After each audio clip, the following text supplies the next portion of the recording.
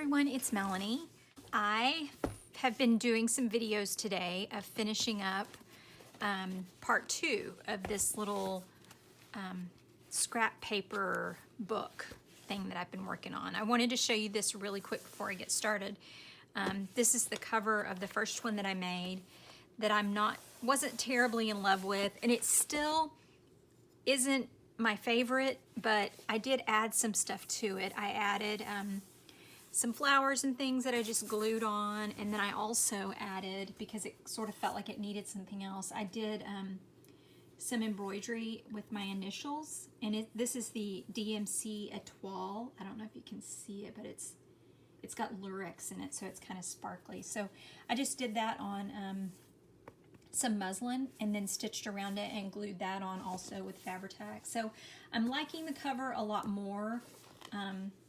I think part of it is just the fact that this fabric is very 90s, and part of me doesn't love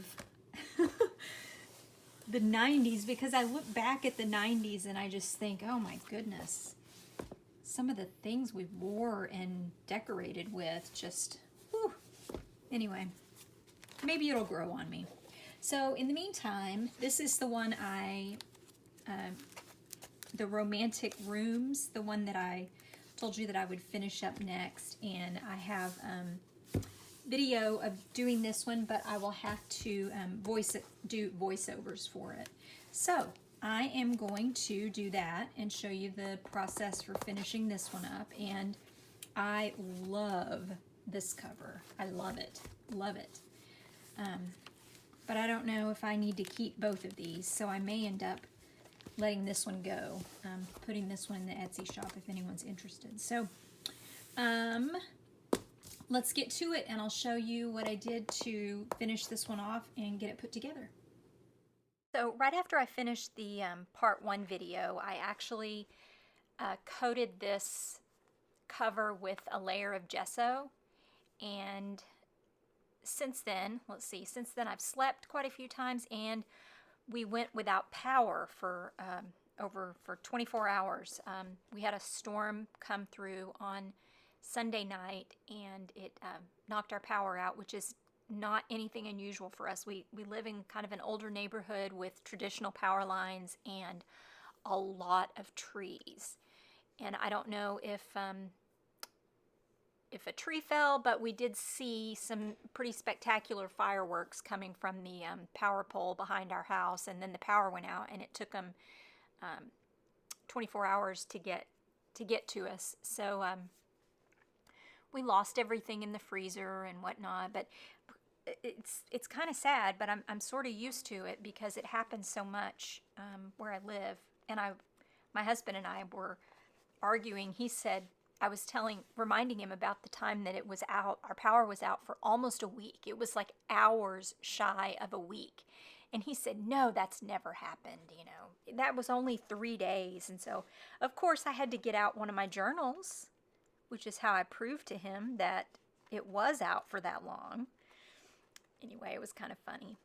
But, so what I'm doing here is I literally looked on my little cart at my acrylic paints, and I saw this teal paint that I got at Target. And I thought, okay, I'm going to coat this with this teal paint. And it probably needed another layer of gesso, but I didn't bother with it. I just went for it. So I'm kind of sloppily adding that teal paint over the gesso, covering the sides a little bit. And I think at this point when I started recording, I had already painted the inside of it, which you'll see in a few minutes. So once I finished up that teal, this gold paint was also in there, and I added some gold on top of it. So this is just me adding, and the teal acrylic is not necessarily even dry at this point, but I went ahead and added just some gold over the top of it. And part of the reason I went with this kind of a look was that this book, the portions of the book that some of the original images from this book are still showing, are a little more sophisticated, you know, like dark colors and jewel tones and that kind of thing. So that's why I thought, okay, I'm going to make this cover fancy, you know, by putting some gold on it. So this is, I'm making it fancy here. So after I finished applying that gold paint, then I took some time, and I actually took quite a bit of time to make sure that it was really dry before I went on to the next step, which is sanding. And there's the sandpaper I used. It's a 320 grit extra fine sandpaper, and I just sanded the cover. Part of the thought when I started sanding was I thought that I was going to put a layer of varnish over it, and I wanted to make sure it stuck. But as I started doing the sanding, the paint was holding just fine. So I just sanded the whole thing. And I sanded enough that it was nice and smooth. And then in some places I kind of sanded down to like distress it a little bit, especially on the edges and such. There weren't very many places that I went through all the way to the black. But as you can see, I took quite a bit of time sanding and distressing the cover. And then this is just a damp paper towel that I cleaned it off with, and then after that I wiped it down really good with a baby wipe too, just to make sure that there was no extra residue or anything on it. So the next thing I'm going to do is reinforce the inside of the spine with a piece of fabric.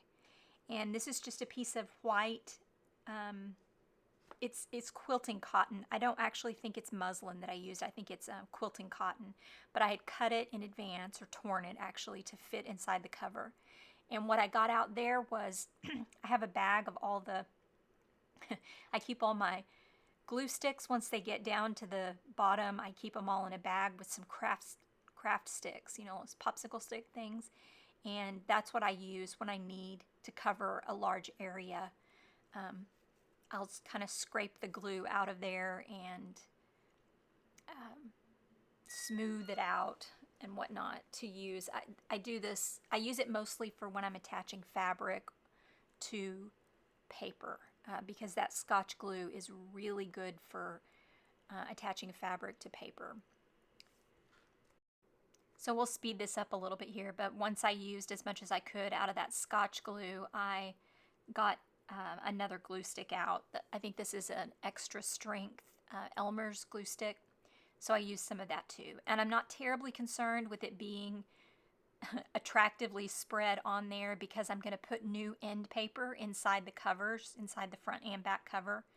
So I'm not too concerned about the way that it actually looks. So this is that piece of fabric that I mentioned I tore to fit beforehand, and I'm just smoothing it out, going over it as much as I can, making sure that I do have, you know, glue all over, because this is what's going to also reinforce the spine. I'm going to put fabric on the other side of on the outside of the spine too, but this is going to be a big part of what's going to reinforce the spine for the stitching. And I'm just going around the edges here and adding some more glue to make sure that that fabric is completely stuck down. And then after that, I used my brayer, and that's just a piece of deli paper because my brayer is old and dirty, that particular brayer, but it's really hard. So I'm just using the deli paper to keep the fabric clean, but I'm just going over it, making sure it's really well adhered to making sure the fabric's really well adhered to the cover.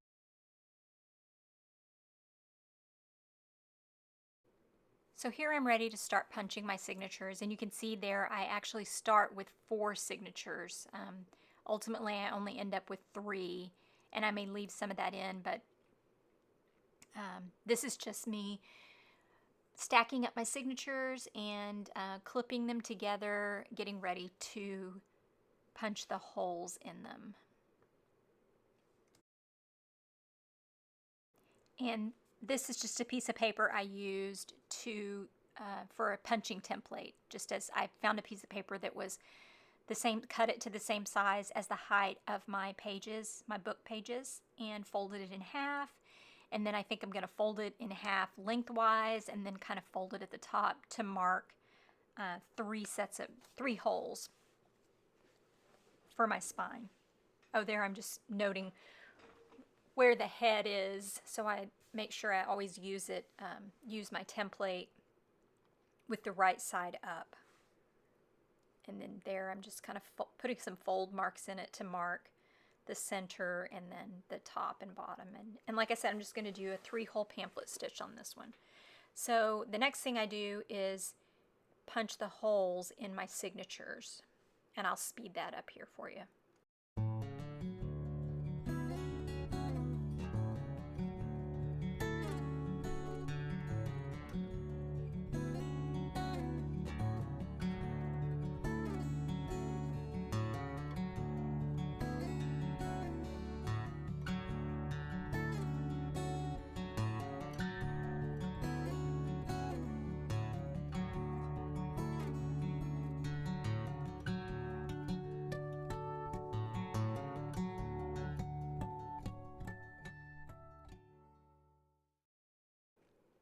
The next thing I'm going to do is punch or mark the holes to punch in my spine.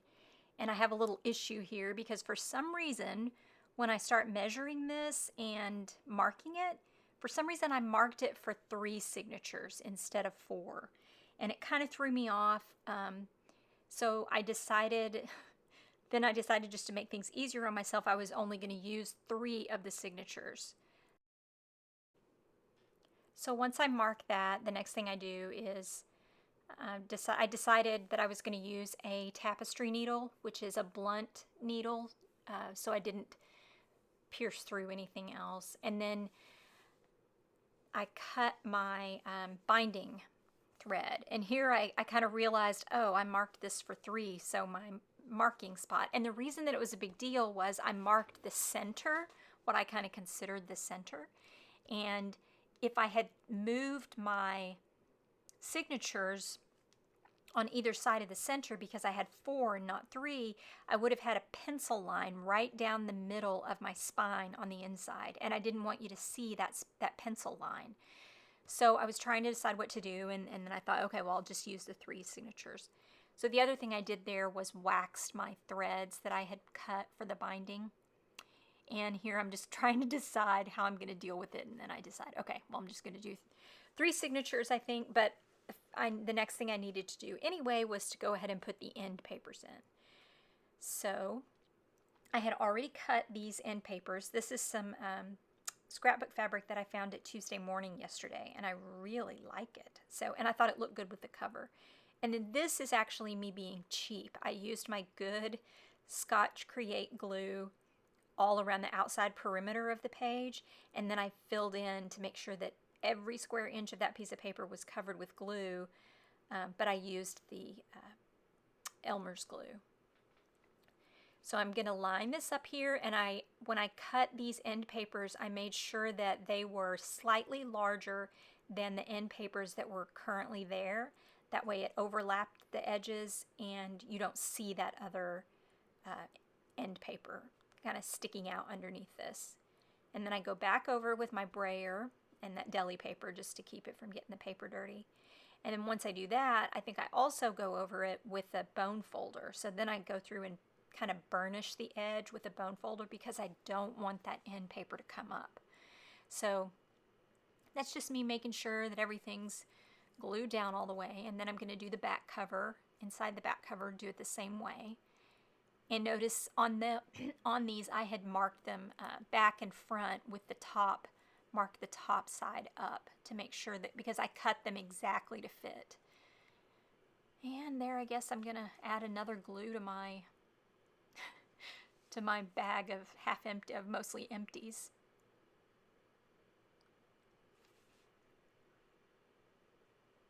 So I'm just making sure the entire thing is covered, and then I'm going to do it the same way. Just glue this back end paper in.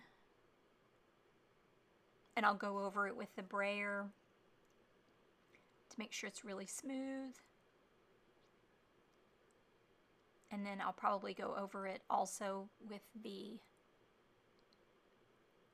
bone folder to kind of burnish the edges down.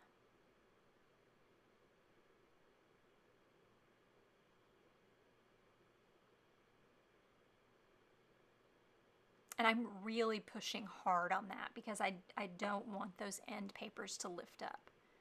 So that little eraser thing there, that gummy looking thing, that's a rubber cement pickup back from the old days of typesetting and things when you had to, you used rubber cement for graphic design and such, and it picks up adhesive and sticky stuff. So I always have that close by because I use it to remove any extra glue that I got on something. So I'm ready now to go ahead and punch the spine. And I'm thinking still about the fact, I can't believe I did that. And the whole thing was, the whole issue really was, I mean, I could just repunch it. I mean, or I hadn't even punched him yet, actually. So that wasn't the problem. The problem was I didn't want that pencil line. I didn't want you to be able to see that pencil line between the two center signatures. This book that I'm punching into is an old, I think it's an old Britannica encyclopedia that I've been using as both a punching cradle and a kind of a punch board. So I did not do any exact measurements really to create this spine. I just started punching and sort of eyeballed it. So I punch on one side and then I go around and kind of punch it on the other side, or, you know, just make sure the hole is completely clear. I do have a Japanese screw punch that works absolutely beautifully, but this is so much faster. And sometimes with the screw punch, I don't know, I think I overestimate how big the hole needs to be, and I've used the screw punch a lot where I ended up making the holes too big. And then they're too close together and it doesn't hold securely. So this part's kind of funny because I went ahead with the 3 signatures and I was about that moment. I'm about to tie the knot, and then I realize, oh, the signature, the 4th signature, the one that I didn't use, I need to split that up and put one of each page in the 3 remaining signatures. So that's why I took this out. So I took that binding out, that thread out, and I'm gonna go through the signature that I took out, and then I'll redistribute the pages from that signature into the 3 signatures that I am going to use. We'll go ahead and watch a minute of real-time binding. For some reason, and I don't know that it makes any difference, I always start binding with the last signature first. I think it's because in my head I think that I'm going to get better as I go, and I want the best looking signature in the front. And I mean, we're talking about, you know, a 1-inch space is how wide this spine is. It's not like it's going to matter, but for some reason I always do it that way. I always start with the last signature. That's the one I put in first. And I'm just doing a 3-hole pamphlet stitch here. There's nothing exciting going on. Just make sure I tighten it down, and then I tie a square knot to secure that. And because that thread has also been waxed, it grips really nicely. And I leave a little thread tail there in case it comes loose or something.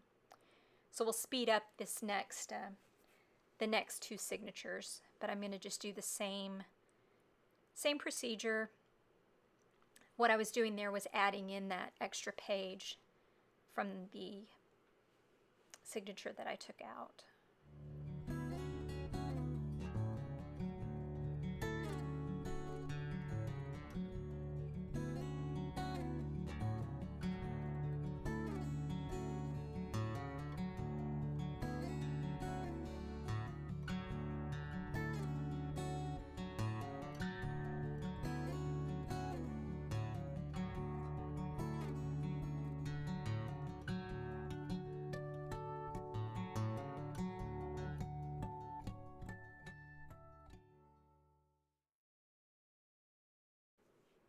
after I finish sewing my signatures in, the next thing I always do is go through and flip through each page and make sure that they're lying flat and that everything's okay. I just sort of press down there in the center fold. It just helps everything lie a lot better. So I originally, when I went in my sewing room and grabbed some fabric, I was thinking, you know, oh, well, the pictures in the book are kind of jewelly and dark. So I grabbed that piece of Ralph Lauren linen. It's a beautiful piece of fabric, but it was just like, so, I don't know. It just wasn't, it's just not me. It's really pretty, but I wanted something brighter. So I went back in the closet, and I have this piece of, I'm guessing this is 1960s, and I tore a piece of that to fit. And once I trimmed it, I tore it to fit, and then I zigzagged and stitched all the way around the outside edge of it so that it would, so it won't unravel any further than I've already, you know, unraveled it. And here I laid it out on the spine, on the book spine where I wanted it, and then I went ahead and marked the front and back covers just inside, like a 1/4 inch or so inside where that piece of fabric was going to stop, because in this case, if I go over that edge when I'm gluing, it'll be on the cover, and I don't want that to happen. I don't want that. So I just marked about a 1/4 inch inside on either side, you know, either side of the fabric, where I wanted the glue to end. And I think on this one I use mostly the Scotch glue. And I'm just trying to get a nice even layer, making sure that I don't go over that line and that I don't miss anything. And apparently I use a lot of glue, because now I'm down to the bottom of that glue stick too. But here I'm just going over the spine as much as possible, making sure that I get every little nook and cranny, because I want the fabric to stick to everything, to every little part. And you might notice too, I tore the fabric to be just slightly, I mean, it's like 1/8 of an inch maybe, slightly shorter than my cover. I didn't want it to overhang. I thought if the fabric overhangs the spine, it would be more likely to kind of get in the way and get pulled off or something. So I made it just, I mean, it's maybe like 1/8 of an inch smaller. So here I'm going to take plenty of time going over this and making sure that it's really well adhered. And that's I use the bone folder, you know, to make sure it goes down in that crease nicely.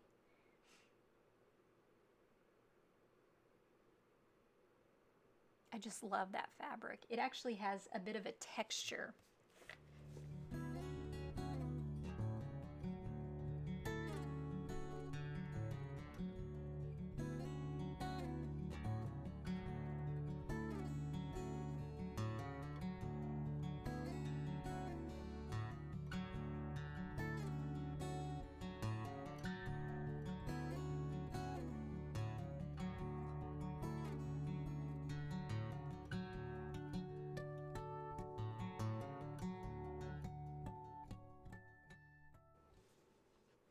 So I really liked how this book turned out, and I think this is just going to be a flip through where I flip through all the pages, just making sure that everything's lined up correctly, that there aren't any, there's not anything I need to address, is basically what I'm doing, just going through all the pages. There, I was kind of upset at the fact that I put those 2 wallpaper pages right next to each other, but that was a product of the fact that I ended up with just 3 signatures instead of 4. And there are quite a few pages, because see that page on the left there, how it was kind of crinkly. There are quite a few pages in this that are like that because I hadn't started gluing them yet. I was trying to keep from using any glue, and I don't know if it's because I had to use a little bit of glue, but the pages in this book are a little stiffer than the pages in the first journal that I made. I'm going to speed this part up because this is just where I went through and kind of did some more checking. That's just an eraser. I was just erasing anywhere that I might have a little extra glue or an errant mark. Something that is actually, those spots are from the book. They were already in the Reader's Digest, but I thought maybe I could get them off. So I think the next part here is you get to witness my quality control program where I try out the, I'm making sure that it's all going to stay together. That's my, I want to make sure it's secure, everything's secure. So that's my, this is the testing phase. So I hope you guys enjoyed this video. I had fun putting these journals together, and they will definitely not be the last ones that I do like this. I really enjoyed it. And I think that while I'm at the thrift stores and stuff, I'm going to be looking for books to specifically look for this purpose. So if you enjoyed this video, give me a thumbs up, and you might check my Etsy shop if you're interested in this journal. I may go ahead and list it in the Etsy shop, and I will see you guys in the next video. Bye.